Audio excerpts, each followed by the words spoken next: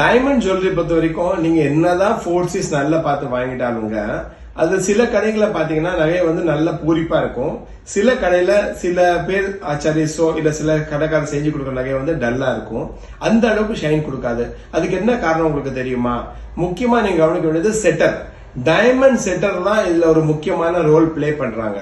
முக்கியமா அந்த டைமண்ட் எந்த ஆங்கிள் அவங்க செட் பண்றாங்களோ அதை பொறுத்துதான் டைமண்டோட லைட் ரிஃப்ளெக்ஷன் கொடுக்கும். எந்த அளவுக்கு டைமண்ட் ரிஃப்ளெக்ஷன் உள்ள வருது, லைட் உள்ள வருதோ அந்த அளவுக்கு அது ரிஃப்ளெக்ஷன் வெளியே கொடுக்கும்.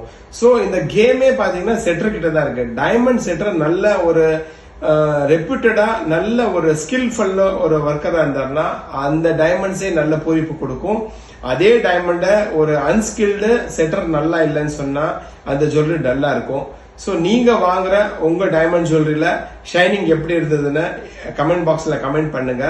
உங்களுக்கு மேலும் இந்த மாதிரி நல்ல சீக்ரெட்ஸ்க்கா என்னோட சேனல் வாய்ஸ் ஆஃப் கோல்ட் 19 எல்லாருமே லைக் பண்ணுங்க, ஷேர் பண்ணுங்க, சப்ஸ்கிரைப் பண்ணுங்க. பாய்.